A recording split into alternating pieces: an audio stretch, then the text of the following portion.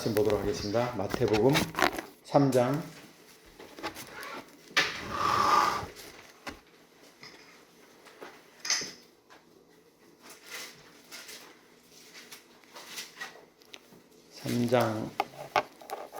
13절에서부터 17절까지 마태복음 3장 13절 17절 한 목소리로 같이 읽겠습니다. 시작. 이때 예수께서 갈릴리로부터 요한에게 침례를 받으려 하시니 요한이 말려 이르되 내가 당신에게 침례를 받아야 할 터인데 당신이 내게로 오시나이까. 예수께서 대답하여 이르시되 이제 허락하라. 우리가 이와 같이 하여 모든 의를 이루는 것이 합당하니라 하시니 이에 요한이 허락하는지라. 예수께서 침례를 받으시고 곧 물에서 올라오실새 하늘이 열리고 하나님의 성령이 비둘기같이 내려 자기 위에 임하심을 보시더니 하늘로부터 소리가 있어 말씀하시되 이는 내 사랑하는 아들이요 내 기뻐하는 자라 하시니라. 아멘. 성경에 삼위일체라는 단어는 등장하지 않습니다. 그러니까 삼위일체를 표현했던 구절을 가지고 삼위일체다 이렇게 초대교회는 이제 이야기했던 것 같아요. 그래서 마태복음 28장에 보면 너희는 가서 모든 족속으로 제자를 삼고 아버지와 아들과 성령의 이름으로 침례를 주고 이런 구절이라든지 창세기 말씀 우리가 우리의 형상을 따라 우리의 모양대로 그러면서 그 말씀들을 삼위일체다라고 이렇게 이야기했던 것 같아요. 근데 이것이 문제가 됐던 시점이 언제냐면 약 4세기 경에 그때의 그 캐톨릭 신부죠. 아우구스라는 그 신부가 그런 선언을 합니다. 예수님은 하나님이 만드신 피조물이다라는 말을 합니다. 그러니까 다시 말하면 하나님이 계시고 그 예수님은 하나님이 만드신 분이다라고 하면서 당시에 많은 사람들 속에 하나님과 예수 그리스도와의 동일한 신성을 소유하신 같은 분이시라는 사실을 깨버리는 선언을 한 거예요. 그래서 그것이 문제가 돼서 니케아 종교회의를 갖게 된 배경이 그 일로 인해서 종교회의를 갖게 됩니다. 325년경이죠. 그때 콘스탄티누스 그 황제가 그 교부들을 모아서 오늘날 보면 총회죠. 그런 총회를 해서 이단으로 선언을 해버립니다. 그 선언했던 아우구스를 이단으로 선언하고 하나님과 그리스도는 동일하신 신성을 소유하신 같은 분이다라고 말합니다. 그 선언을 하고 났음에도 불구하고 이 성령에 대한 애매한 모습들이 있었던 거예요.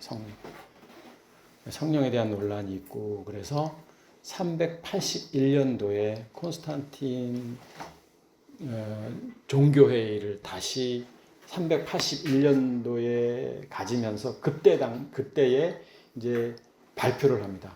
성부 하나님, 성자 예수 그리스도, 성령님은 동일하신 분이다. 그것이 선언이 됨으로 인해서 오늘날 이제 삼위일체론이 우리가 알고 있는 삼위일체론으로 이해하고 있는 겁니다.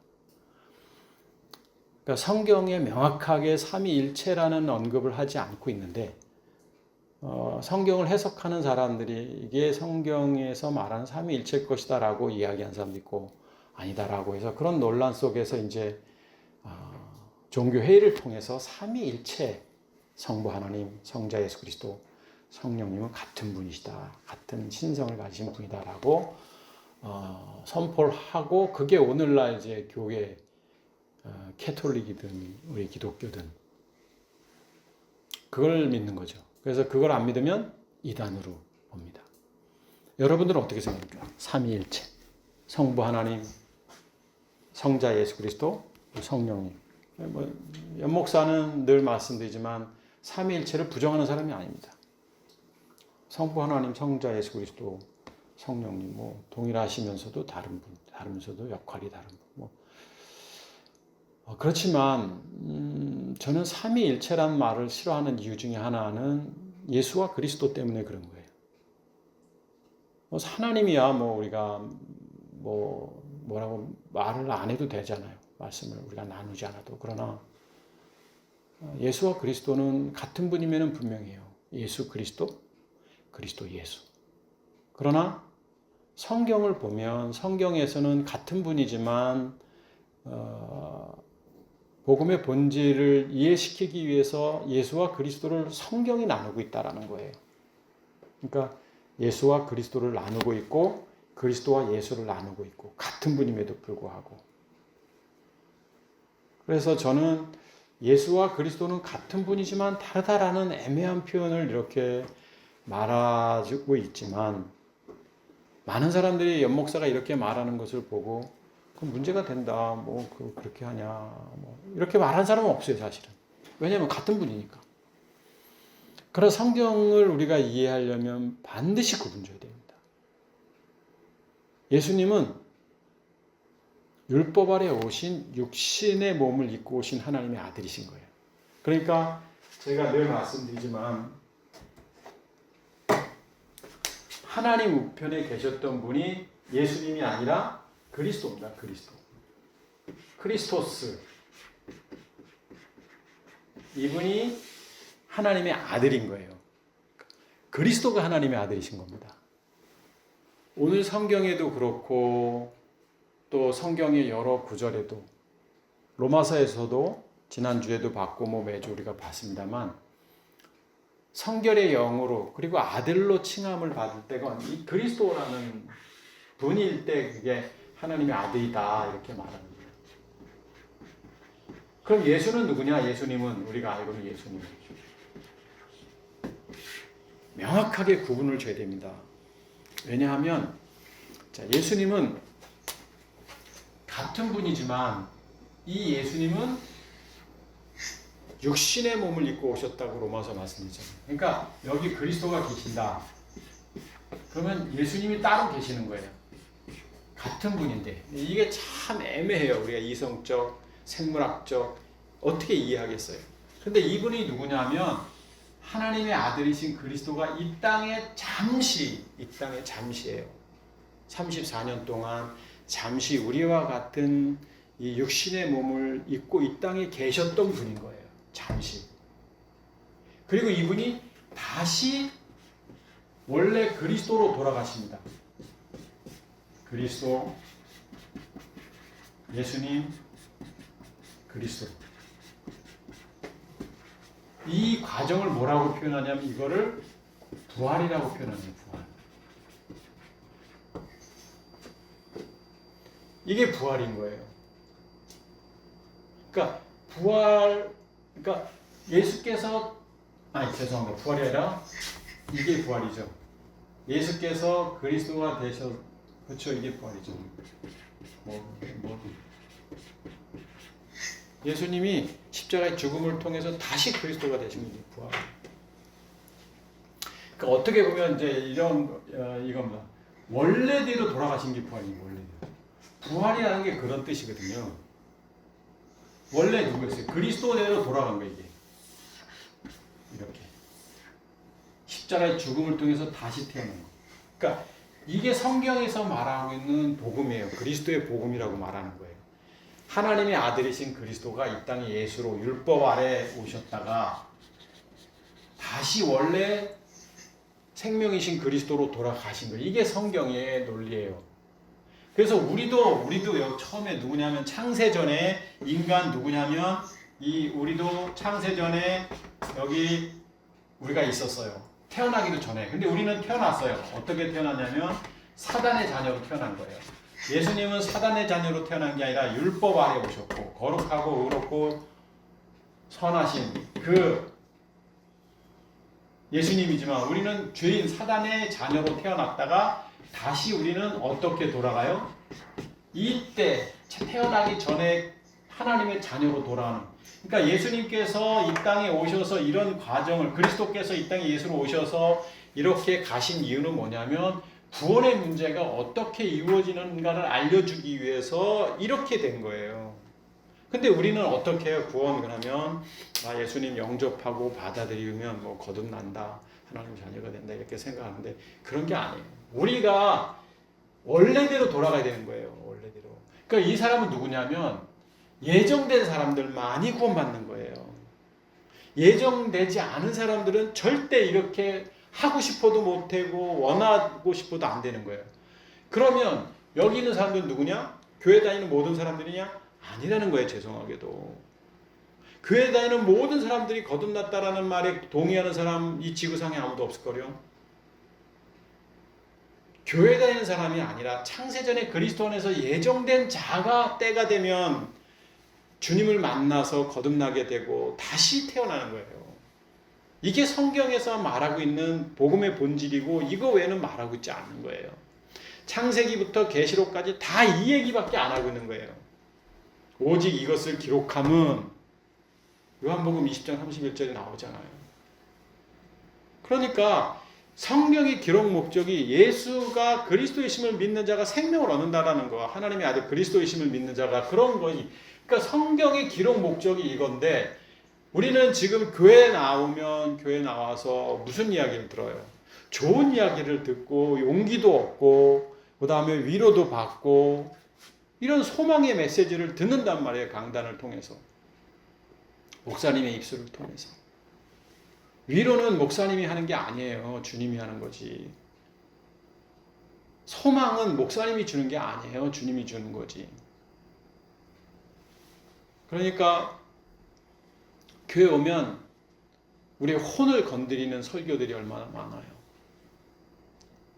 전날 한 주 동안 내일이 힘들고 어렵고 속상한 일이 많은데 교회 오니까 울려 퍼지는 찬양에 힘도 없고 용기도 없고 위로도 되고 눈물도 나요. 근데 목사님의 설교가 오늘따라 위로와 용기를 주는. 그래서 우리 다 이런 고난 속에서도 우리는 감사해야 하고 우리의 고난은 유익한 것이고 성경을 인용하면서 이렇게 해서 우리 믿음의 사람들이 이 고난 속에서도 우리 힘을 냅시다 라고 설교를 끝나면 위로받고 돌아가잖아요. 성경이 그렇게 말하고 있나요? 그 고난이 그 고난인가요? 성경에서의 고난은 십자가의 고난 외에는 없습니다. 이 땅에서 우리가 당하는 고난은 사단이 주는 고난이고 믿음의 삶을 사는 사람들의 살아가는 과정 속에서 오는 문제인 거예요. 믿음과 씨름하기 위해서 사단과 씨름하기 위해서 믿음을 가진 사람들. 그러니까 우리 교우들한테 제가 위로의 말을 해준 적이 없잖아요. 설교 때는 뭐 당연하거니와 제가 언제 여러분들 위로하고 그런 적 있어요. 위로는 주님 앞에 받으시고 여러분들은 그냥 부족한 연목사가 어떻게 사는지를 보고 배우시면 되는 거예요. 제가 완전하다는 게 아니라 불완전한 사람이 그래도 그 끈을 놓지 않고 살고 있네. 그거 보고 나도 저렇게 살면 되지. 그러면 되는 거예요.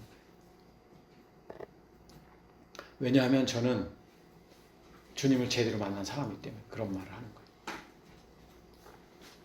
자, 그러면 예수님과 그리스도는 분명히 다르다라고 성경에서 이야기하고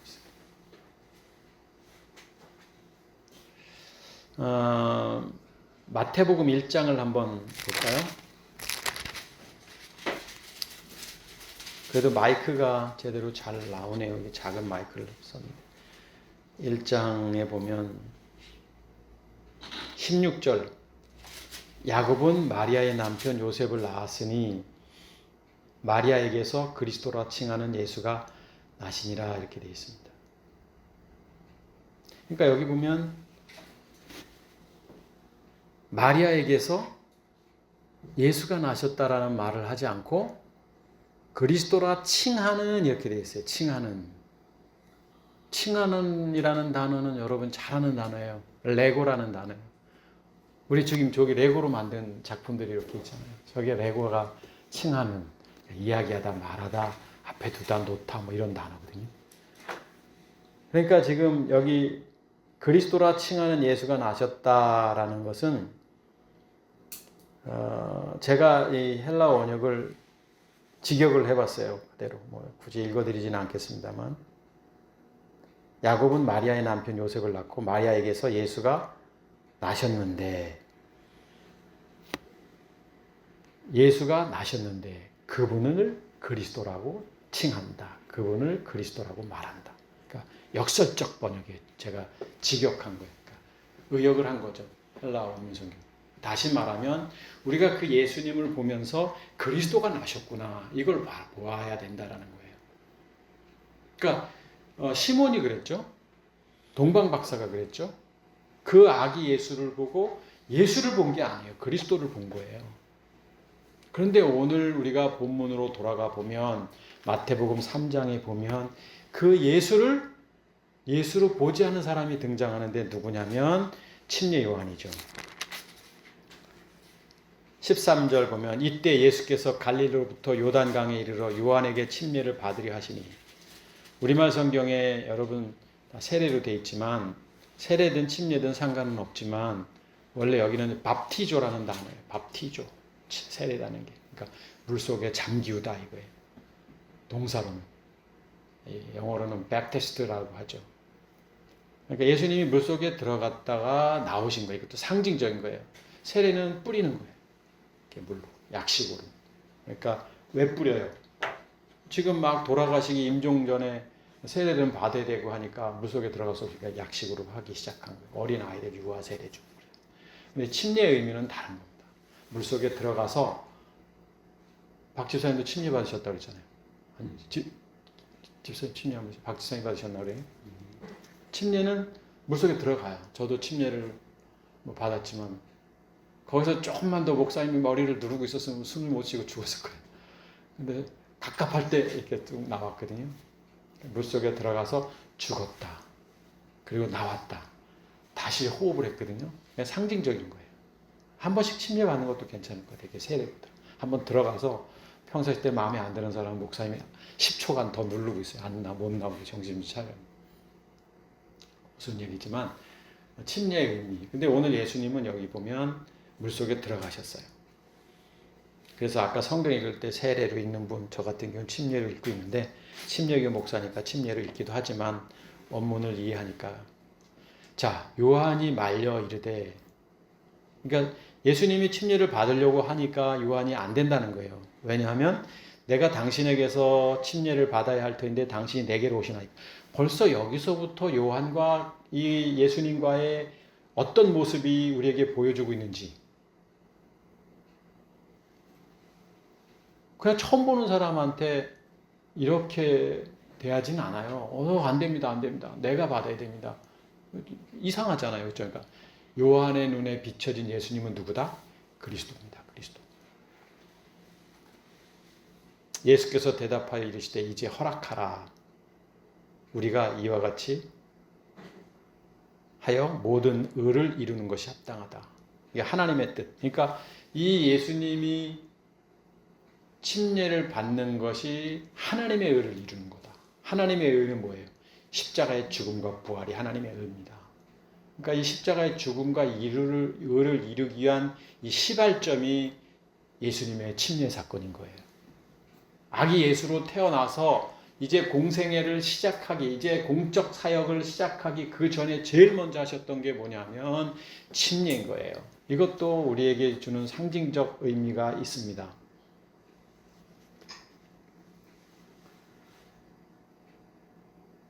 요한이 허락을 했고 16절 보니까 예수께서 침례를 받으시고 물에서 올라오실세. 이제 물에서 들어갔다가 올라오셨어요. 그러니까 하늘이 열리고 하나님의 성령이 이렇게 되어 있습니다. 여기 이제 성령이라는 단어는 영이에요. 영. 푸뉴마. 그러니까 하나님의 성령으로 우리 개역성경에는 번역하고 있지만 하나님의 영이라고 번역하는 게 더 맞는 번역입니다. 영어 성경에도 보니까 The Spirit of God, 하나님의 영이에요. 더가 붙는 게 이제 고종 명사예요. 그러니까 하나님의 영이 자 예수님이 침례를 여기 오늘 그대로 이제 한번 우리가 한번 상상을 해보죠. 침례를 이제 물속에 들어가셨어요. 그러니까 침례의 의미는 한번 죽었다가 다시 태어난다는 거라고 했잖아요. 그리고 나서 이제 물속에 예수님이 들어가셨어요. 그분은 뭐 안 죽어도 되시는 분이지만 그리고 나왔더니 어떤 현상이 나타났냐면 하나님의 영은 누구다? 그리스도라고 제가 얘기했잖아요. 성경에 말하는 하나님의 영, 아들의 영, 그리스도 다 같은 단어예요. 그러니까 하나님의 영이 어떻게 비둘기같이 이렇게 쭉 날아오는 비둘기라는 게 아니라 비둘기 같이 내려서 자기 위에 임하심을 보시더니, 그러니까 예수님이 이렇게 침례를 받고 올라오셨는데 비둘기처럼 그 내려앉은 분이 계셨는데 누구예요? 하나님의 영, 그리스도. 이때부터 본격적인 영적 사역이 시작되는 겁니다. 그때 17절 하늘로부터 소리가 있어 말씀하시되 이는 내 사랑하는 아들이요 내 기뻐하는 자라 하시니라.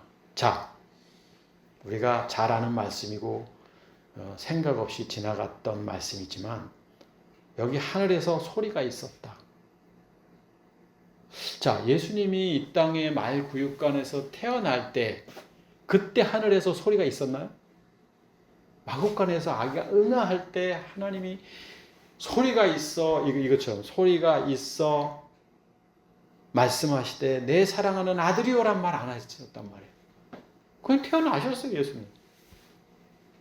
그리고 동방박사 와서 몰약 헌금을 드리는 동방박사가 그런 것 있고 어린 시절 보내고 했는데 언제 이 말씀이 들렸냐면 침례 이후에.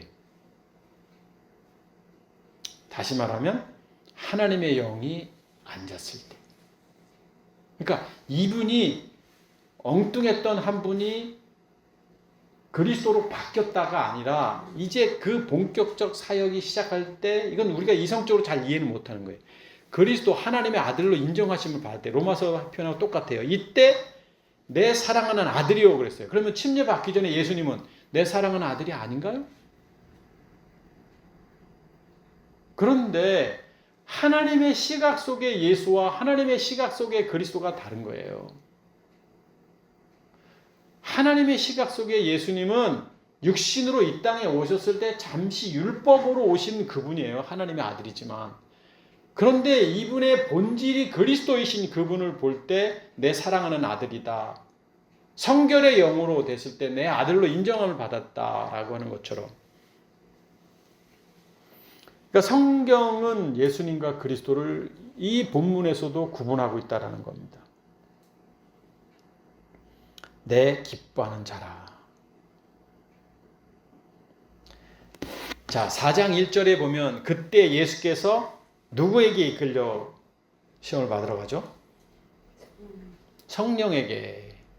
여기도 성령이 아니에요. 영이에요, 영. 그리스도예요, 그리스도.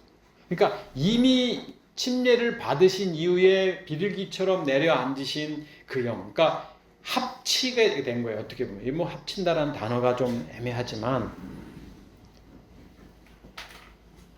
그때부터는 모든 게 다 예수님의 사역은 그리스도가 행하시는 사역인 거예요. 그래서 제자들한테 뭐라고 그래요? 내가 그다. 내가 그리스도라는 말을 계속 하신 거예요.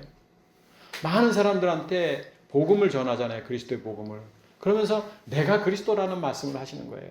죽은 자를 살리면서도 능력의 주님을 선포하신 게 아니라 내가 그리스도라는 것을 선포하시는 거고, 병든 자를 일으키시고 치유하시면서도 내가 그리스도라는 것을 선포하는 거예요. 침례 이후에 그러는 거예요. 침례 이후에. 가나의 혼진잔치를 통해서도 이제 첫 번째 표적이죠. 셈의 이언인데 거기서 무엇을 말하는 거예요? 능력의 주님을 말하는 게 아니라 내가 그리스도라는 것을 말하는 거예요. 율법에서 복음으로 하고까지 채워지는 거예요.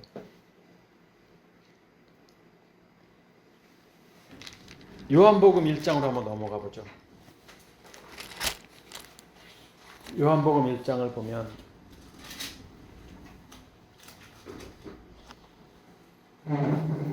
32절에 보니까 요한이 또 증언하여 이르되, 이제 병행 본문이에요.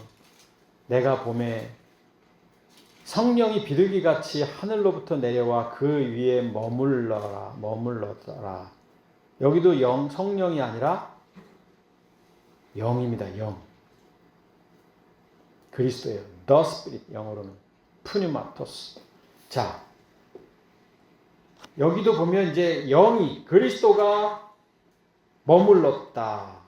나도 그를 알지 못하였으나 나를 보내어 물로 침례를 베풀라 하신 그이가 나에게 말씀하시되 성령이 내려서 누구 위에든지 머무는 것을 보거든 그가 곧 성령으로 침례를 베푸시는 이인 줄 알리라. 여기도 다 영이에요. 영. 그러니까 오늘 여기 보면 요한복음 1장 32절에도 예수님이 물속에서 이렇게 올라오실 때에 영이 많은 거예요. 하나님의 영이. 그리스도가. 그러니까 성경이 예수님과 그리스도를 구분하고 있다라는 거예요. 그런데 우리는 개역 성경을 보니까 다 성령으로 돼 있으니까 어떤 데는 성령이고 어떤 데는 하나님의 성령, 뭐 하나님의 영, 아들의 영, 아들의 성령은 또 안 돼 있는 것 같아요. 그러니까 이게 여러분들이 주의 깊게 보지도 않았고 또 원문도 잘 모르고 하니까 무슨 말인지 잘 모르는 거예요. 이해가 안 되는 거예요. 분명히 저자가 이 책을, 이 성경을 우리에게 주셨을 때는 의도하는 목적이 있는데 그 목적을 잘 이해하지 못하는 거예요. 성경이 예수님과 그리스도를 구분하고 있는 것처럼 성경이 또 구분하고 있는데 누구를 구분하고 있죠? 그리스도와 성령을 구분하고 있다는 거예요. 그리스도와 성령을. 그래서 오늘은 성령과 그리스도에 대한 이야기 좀 하려고 해요. 그러니까 예수님과 그리스도. 같지만 구분하고 있다. 이분은 하나님의 아들로 인정받으신 영이에요. 영, 성결의 영. 이분은 육신으로 오신 분. 지난번에 제가 말씀드렸던. 그런데 문제는 그리스도와 우리 삼위일체 하면은 다 이게 뭐 성부, 성자, 성령 이렇게 같다고 얘기하지만 그리스도와 성령도 같은 분인데 구분하고 있다. 그리스도는 누구냐? 성령은 누구냐? 예수님은 여기 있다. 육신, 여기 영. 그럼 성령은 누구냐? 여기 성령. 성령, 교회 나가면 우리가 성령 받아라, 성령 충만하세요라는 단어를 수없이 써왔고 지금까지 그렇게 익숙해져 있어요. 성령이라는 게. 성령. 그러니까 나 교회 나가면 막 기도해주고 안수받고 뭐 병든 자가 일어나고 그러면 성령 받아라, 성령 받아라 하는데 교회 나가서 뭐 병든 자가 고칠 수도 있지만 안 날 수도 있잖아요. 성령 역사 안 한 거예요? 교회는 그런 데가 아니에요. 교회 나가서 뭐 문제가 해결되고 아픈 사람이 치료받고 그냥 마음을 나누고 서로 사랑하며 살아가는 공동체지 뭐 능력이 나타나고 기적이 일어나고 갑자기 뭐 암세포가 떠나가고 그런 거 아니에요. 떠나갈 수 있어요. 없지는 않아요. 뭐 절에 다녀도 그럴 수 있는데 뭐 심지어 뭐 무당을 믿어도 병든 사람도 치료받는 건데 교회는 그런 공동체가 아니에요. 그러니까 성령에 대한 오해가 있어서 그래요. 뭐 방언, 우리가 알아듣지 못하는 언어로 막 기도 방언을 받아야 성령을 받은 거다, 안 받은 거다 이렇게 말하는 이상한 교회들도 있긴 하지만 자, 성령, 요한복음 16장을 한번 보시죠. 우리가 잘 알기는 말씀. 요한복음 16장을 보면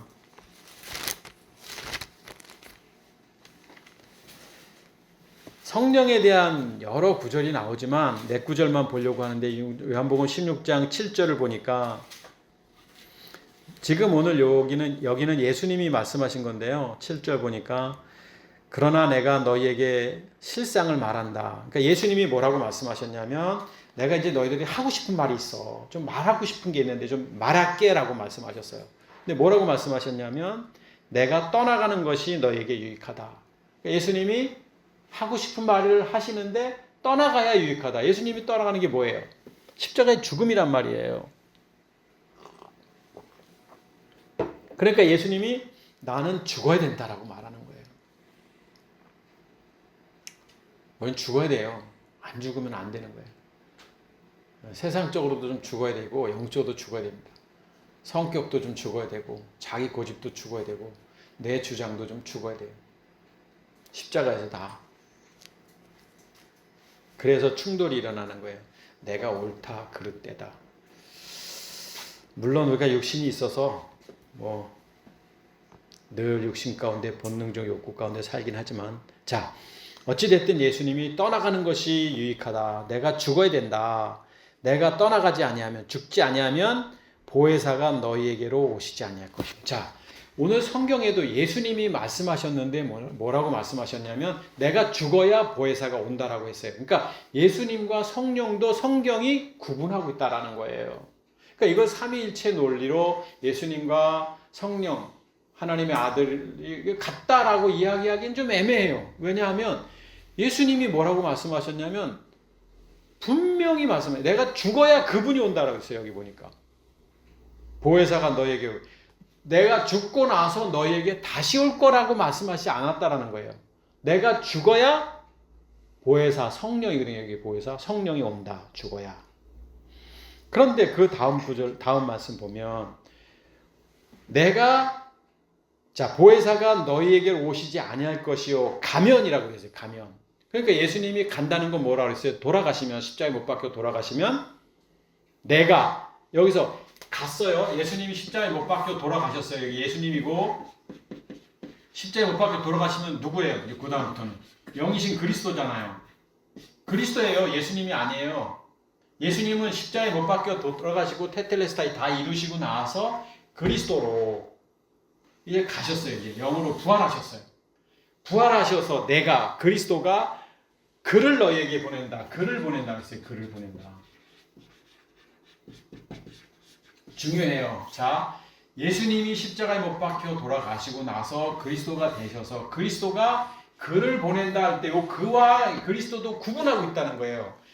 예수님이 십자가에 못 박혀 돌아가신 후에 내가 오겠다라고 말하는 게 아니라 죽고 나서 가서 또 여기 그는 누구냐, 여기는 성령이에요. 성령. 그러니까 예수님이 그리스도로 부활하시고 죽고 나서 부활하시고 나서 성령을 보내신다 그러면 예수님과 성령도 다른 분, 그리스도와 성령도 다른 분, 다른 분이잖아요. 아니면 쉽게 말하면 되잖아요. 내가 갔다가 다시 오겠다 너희에게로, 이렇게 성경이 이야기하면 되잖아요. 근데 성경이에요. 이거 지금 제 얘기가 아니라. 근데 성령이 오셔서 뭐라고 얘기해요? 8절 보니까 그가 와서, 여기 그예요. 그 성령이 와서 그를 보낸다. 그분이 보냈으니까 올 거 아니에요, 우리에게. 그럼 성령이 오셔서 뭘 해야 돼요? 죄가 뭔지 죄에 대하여, 의가 뭔지 의에 대하여, 심판에 대하여 세상을 책망한다. 세상, 사단의 그 종로로 타는 자들 책망하고, 죄라 하면 그들이 나를 믿지 아니하며, 죄라 하면 여기서 성령이 오셔가지고 무슨 얘기를 하냐면 죄가 뭔지 의가 뭔지 심판이 뭔지 증언해요. 세상을 책망해요. 죄라 하면 너희가 나를 믿지 아니하며. 자, 죄라, 성령이 뭐라고? 죄라 하면 너희가, 이 땅에 있는 사람들이 나를 믿지 아니하며, 보낸 분 그리스도를 믿지 않는다는 거예요. 이분은 증거하는 거예요. 증거. 성령은.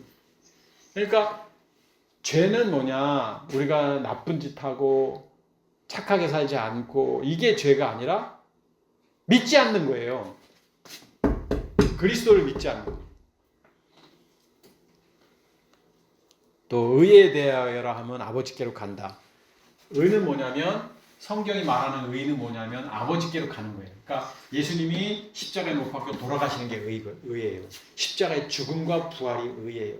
내가 어떤 올바른 행위를 하고 교회 다니는 사람들이 부끄럽지 않게 살고 성숙한 신앙인의 모습으로 사는 게 의가 아니라 십자가의 죽음과 부활 외에는 의가 없는 거예요. 여러분 중에 착하게 사는 사람 있고 나쁘게 사는 사람이 있는데 종이 한 장 차이예요. 어떤 데는 착하게 사는 사람이 더 나쁘게 사는 행동을 보일 때도 있어요. 세상에 보여지는 것, 육신의 정욕, 안목의 정욕, 이생의 자랑으로 평가해서는 안 되는 거예요. 심판은 뭐냐면, 세상 임금이 심판을 받았다. 심판은 뭐냐면 내 안에 사단이 주인이었는데 그 사단이 이제 십자가에서 내가 죽음으로 인해서 떠나는 게 이게 심판이다.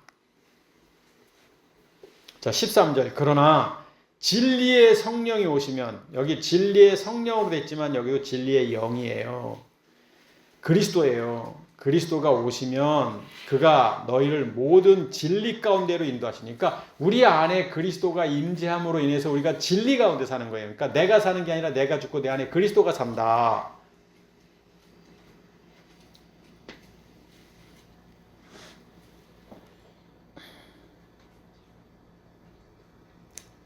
그래서 오늘 여기 지금 요한복음에서도 성령과 그리스도를 구분하고 있다. 예수님이 말씀하신 거예요. 예수님이.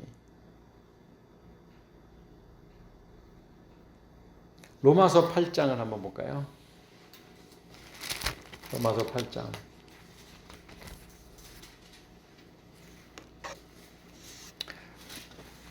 자, 9절. 로마서 8장, 로마서 이 8장 전체 보면 좋긴 하지만 생략하고 9절을 보면 만일 너희 속에 하나님의 영이 거하시면, 자, 여기 하나님의 영은 누구예요? 그리스도를 말하는 거예요. 예수님을 얘기하는 것도 아니고 성령을 이야기하는 것도 아니고, 자, 예수님, 그리스도, 성령의 역할이 오늘 지금 성경을 통해서 계속 달리 표현하고 있는데, 하나님의 영, 그리스도가 우리 안에 있으면 너희가 육신에 있지 아니하고, 그러니까 소마, 육신의 정욕, 안목의 정욕, 이생의 자랑 가운데 있지 아니하고 영에 있나니, 누구든지 그리스도의 영이 없으면, 여기 하나님의 영과 그리스도의 영을 또 동일하게 표현하고 있잖아요. 하나님의 영에 거하시면 이렇게 표현하면서 누구든지 그리스도의 영이 없으면 그리스도의 사람이 아니다. 다시 말하면 하나님의 영이 없으면 그리스도의 사람이 아니다. 그리스도의 영이 없으면 하나님의 사람이다. 그러니까 하나님의 영, 그리스도의 영 다 누굴 이야기한다? 그리스도를 말하는 거예요. 내가 죽고 내 안에 그리스도께서 살지 아니하면 그리스도의 사람이 아닌 거예요. 그러니까 우리가 누굴 영접하고 받아들여서 하나님의 자녀가 되는 게 아니라 내 안에 내가 죽고 그리스도께서 임재할 때 그리스도의 영이 있는 것이고, 그게 그리스도인이고, 그게 하나님의 자녀고 하나님의 아들이라는 거예요. 하나님의 딸, 하나님의 자녀라는 거예요.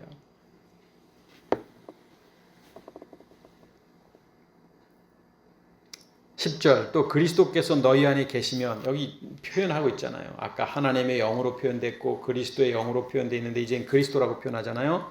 그리스도께서 너희 안에 계시면 몸은 죄로 말미암아 죽은 것이나, 자, 소마는 죽었죠. 사단의 종로로 타다가 이제 사단이 떠나갔다라는 거예요. 영은 의로 말미암아 살아있는 것이니라. 몸은 죽고 우리는 새롭게 태어났다는 거예요. 예수를 죽은 자 가운데서 살리신 이의 영. 이게 누구예요? 죽은 자 가운데 살리신 이의 영이 그리스도를 이야기하잖아요. 그러니까 예수를 죽은 자 가운데 살리신 이 영. 보세요. 예수님 있고 죽은 자 가운데 살리신 이의 영이 있어요. 그러니까 여기도 지금 구분 짓고 있어요. 예수와 그리스도를 구분 짓고 있어요. 성경이. 너희 안에 거하시면, 그 그리스도가 우리 안에 거하시면, 예수님이 우리 안에 거하지는 않아요. 그분은 육신으로 오신 분이기 때문에. 그런데 우리 안에 거하시면, 자, 여기도 한번 보시죠. 성경이 얼마나 정확하냐면, 너무 정확하게 표현하고 있는데, 여기 보면 너희 안에 거하시면, 자, 그리스도가 우리 안에 거하시면 어떤 현상이 나타나요? 그리스도 예수를, 자, 여기 있잖아요. 그리스도 예수를. 자, 그리스도 예수라는 단어가 우리 안에 그리스도가 거할 때, 우리 안에 그리스도가 들어왔을 때 이 사람은 어떤 사람이에요? 그리스도 예수 안에 있는 사람이라는 거예요. 그러니까 성경에서 그리스도 예수라는 표현이 있고 예수 그리스도라는 표현이 있는데 같은 게 아니에요. 그리스도 예수라고 표현될 때는 이미 그리스도가 우리 안에 있는 사람을 표현하고 있고, 예수 그리스도 안에 있는 너희에게 그럴 때는 누구냐면 아직 그리스도가 없고 이 안에 사단이 있어요. 그런데 이 사람은 창세전에 그리스도 안에서 예정된 율법 안에 현재 살아가고 있는 사람을 예수 그리스도 안에 있는 너희에게 이렇게 지금 구분 짓고 있어요. 성경은 너무 명확해요. 자, 그리스도 예수를 죽은 자 가운데서 살리시니까 너희 안에 거하시는 그 영으로 말미암아 우리 안에 여기 그리스도 그리스도 예수 안에 있는 우리 살리신 그리스도로 말미암아 너희 몸도 죽을 몸도 살리시랴. 이 그리스도가 우리를 살리신 거죠. 부활한 거죠. 우리도 다시 태어난 거죠. 12절 그러므로 형제들아 우리가 빚진 자로 돼 육신에게 져서 육신대로 살 것이 아니라 너희가 육신대로 살면 반드시 죽을 것이되 사단의 종로로 타면 반드시 죽는다라는 거예요. 율법 안에 살아도 마찬가지예요, 여러분. 여기 지금 이게 육신 안에 산다는 게 막 세상 사람처럼 살고 막 이러는 게 아니라 율법 아래 사는 자들을 말하는 거예요. 지금 로마 교회 성도들에게 말하고 있는 거예요. 세상 사람한테 말하고 있는 게 아니라. 자, 14절 무릇 하나님의 영으로 인도함을 받는 사람은 하나님의 영이 그리스도라고 그랬어요. 그리스도. 여기 그리스도. 하나님의 영, 아들의 영, 다 그리스도예요. 성령 아닙니다. 그리스도입니다. 자, 그리스도로 인도함을 받는 사람은 곧 하나님의 아들이라. 그러니까 하나님의 아들은 오직 그리스도 안에 있는 자가 하나님의 아들인 거예요. 그러니까 오늘날 교회 다니면 예수 믿고 천국 간다, 뭐 예수 믿어라 하는데 그게 그냥 아쉬운 거예요. 그게 틀려요. 그러니까 예수를 믿어야 되는 게 아니라 예수가 그리스도이심을 믿어야 되는 거예요. 다 교회에서 그렇게 잘못 가르치니까 하나님의 자녀인 것처럼 교회 다니는 사람이 생각하고 또 그렇게 살아가려고 애쓰고 노력해도 교회 다니는 사람이랑 안 다니는 사람이랑 행실을 보면 똑같잖아요. 부끄럽고. 진짜 거듭나지 않아서 그런 거예요. 진짜 거듭나면 진짜 멋지게 살아가는 거예요. 그 안에는 그리스도의 사랑이 풍성한 거예요. 갈라디아서 6장처럼. 사랑과 희락과 화평과 자비, 양성, 온유, 충성, 절제가 그리스도 안에 있는 거예요. 그게 나타나는 게 사랑, 그게 나타나는 게 그리스도인이에요. 15절 너희는 다시 무소하는 종의 영을 받지 아니하고. 자, 무소하는 영이 누구예요? 사단을 받지 아니하고 양자 누구예요? 그리스도로 인한 양자 삼으시는 영, 우리가 아바 아버지라 부르시니라. 그러니까 그리스도가 우리 안에 있음으로 인해서 우리가 하나님을 아버지라고 부르게 된다는 거예요. 제가 오늘 보고자 하는 말씀이 16절 중요한 겁니다. 16절 성령이 친히 우리의 영과 더불어 우리가 하나님의 자녀인 것을 증언하시나. 자, 성령이 친히 우리의 영과 더불어. 여기 성령도 성령이 아니라 누구다? 그리스도예요. 그리스도. 그러니까 제가 원문 성경에서 푸니마토스, 영어 성경에는 the spirit이 되어 있어요. 성령을 표현할 때는 holy spirit이라든지 ghost라든지 뭐 이런 표현이 되어 있는데 구분 짓고 있어요. 성경은. 우리말 성경에만 아쉽게도 성령과 영을 그리스도를 구분하고 있지 않아서 아쉬운데, 자, 그리스도가 친히 우리 영과 더불어 하나님의 자녀인 것을 증언한다. 이게 어려워요. 그래서 제가 좀 죄송하지만 헬라 원문을 좀 이렇게 옆에다 적어왔어요. 읽어드릴게요. 아우투 푸뉴마. 그러니까 아우투라는 것은 이제 그 자체가, 그러니까 푸뉴마 영 자체가, 이렇게 제가 직역을 해드립니다. 바로 슌마르페이, 투페이, 그러니까 뭐 증언한다, 함께 증언한다 이거예요. 그러니까 영 자체가 이렇게 뭐 증언한다, 증명한다. 푸뉴마티, 투는 이제 뭐뭐에게, 그러니까 영에게 증거한다. 헤몬 오티 에스멘, 그러니까 헤몬은 우리의, 오티 뭐뭐라고, 에스멘 우리가 뭐뭐라면. 여러분 좀 죄송합니다. 지금 헬라어 뭐 강의 시간 아닌데 이거를 굳이 이렇게 해드리는 이유가 있어요. 테크나 세우, 자녀, 하나님의 자녀. 그러니까 이걸 제가 직역하면, 헬라 원역을 그냥 직역해 볼게요. 그 영 자체가 우리의 영과 함께 증언한다. 우리가 하나님의 자녀인 것을. 헬라 성경 제가 직역한 거예요. 근데 이걸 제가 의역을 하면 그 영께서 우리가 하나님의 자녀임을 증거한다. 그러니까 이게 성경을 왜 제가 이렇게 의역을 해드리고 직역을 해드렸냐면, 지금 성령, 영이 우리의 영과 더불어 그러면 영과 우리의 영은 또 뭐지? 영은 그리스도는 뭐고 우리의 영은 뭐지? 여기서도 헷갈린단 말이에요. 그러니까 무슨 뜻인지 몰라. 우리가 하나님의 자녀인 것을 영이 증거한다 이렇게 쉽게 얘기하면 되는데, 여기 우리의 영과 더불어 이렇게 되어 있는 거예요. 우리의 영과 더불어. 그러니까 여기 우리의 영과 더불어는 뭐냐면, 자, 그리스도가 우리 안에 내주하셔서 우리가 그 그리스도의 내주하심대로 살 때 하나님의, 그러니까 그렇게 살 수밖에 없음으로 인해서 하나님의 자녀로 증언한다 이 뜻이에요. 자, 저 보세요. 자, 보세요.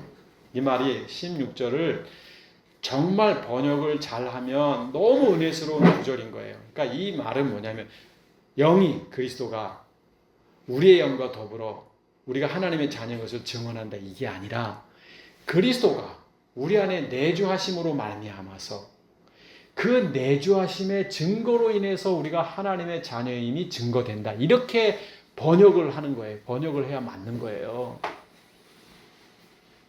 쉽게 말하면 그리스도는 성령을 통해서 이분이, 예수가 그리스도심을 증거돼서 이분이 영이신 이분이 우리 안에 내주하셔요.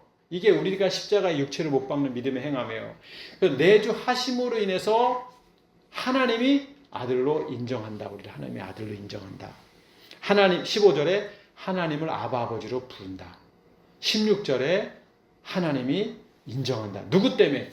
그리스도 때문에.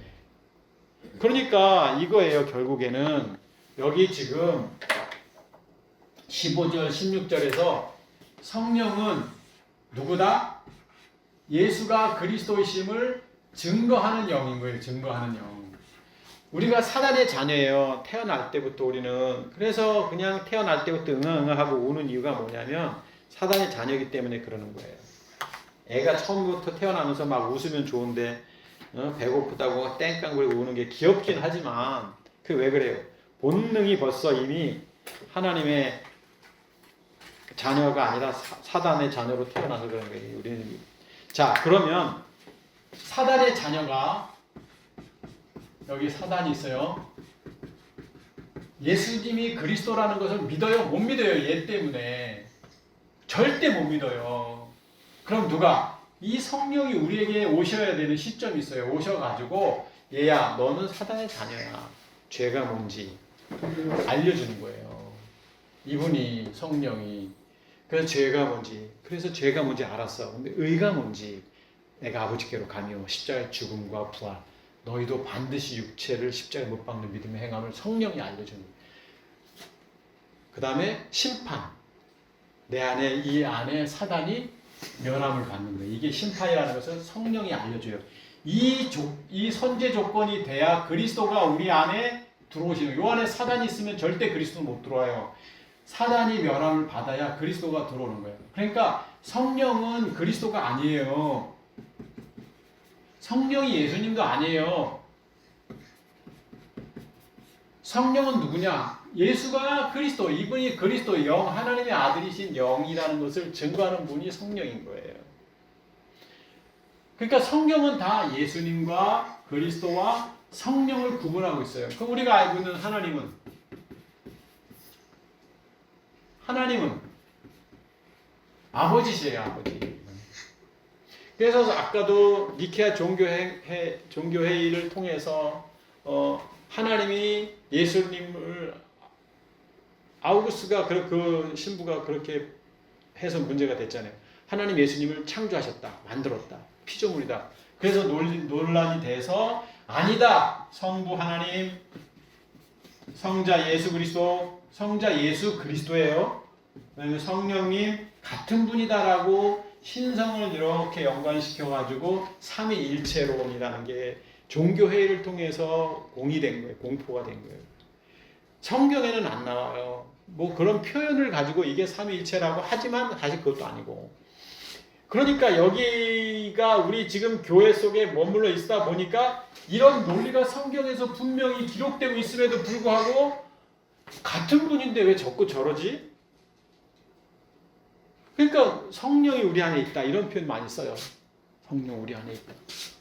성령이 우리 안에 뭐 있다라는 게 어디 있어요? 우리 안에 다 그리스도의 영이 하나 아들의 영이 그리스도라는 표현을 하고 있지 성령이 우리 안에 있는 거 아니에요. 이분은 예수가 그리스도이심을 증거하는 거예요. 왜? 우리 안에 사단이 있기 때문에 사단의 멸함을 받게 하기 위해서 이분이 반드시 필요한 거예요. 그러니까 하나님께 이게 뭐냐? 이거. 이게 하나님의 의고 하나님의 주권 계획인 거예요. 주권 계획. 자녀를 위한 이 설계자 이거. 그러니까 예수님 다른 분, 그리스도와 다른 분, 성령도 다른 분인데 그런데 우리가 이 예수님과 그리스도는 같은 분이면 분명해. 왜?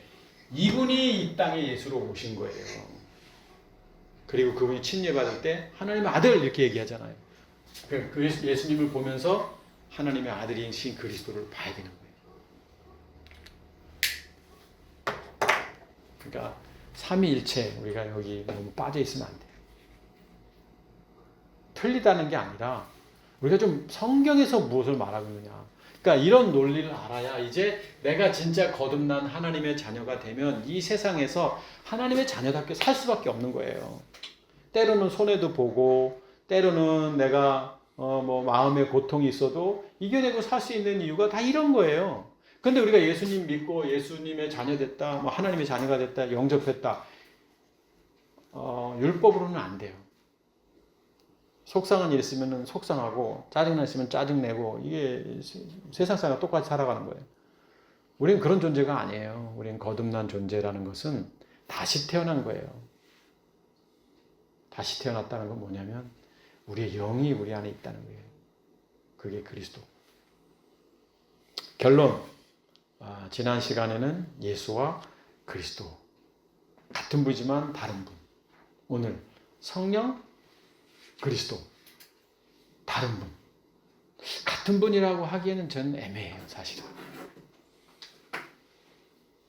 같은 분은 아닌 것 같아 느낌에. 뭐 누가 뭐라 그러면 내가 짊어져야 할 과자겠지만 성령님은 동격이시죠. 물론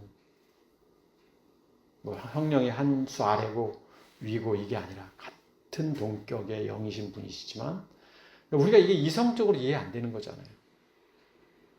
그렇지만 다르다. 다른 분이다. 이분이 반드시 필요하다. 예수가 그리스도이심을 증거하기 위해서.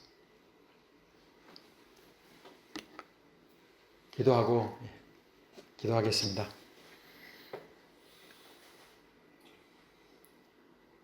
주님, 성경에서 예수님과 그리스도를 구분짓고 또 그리스도와 성령을 구분짓는 이유가 복음의 본질이고 또 이 땅에서 교회 다니는 사람들이 율법 아래에 있으면서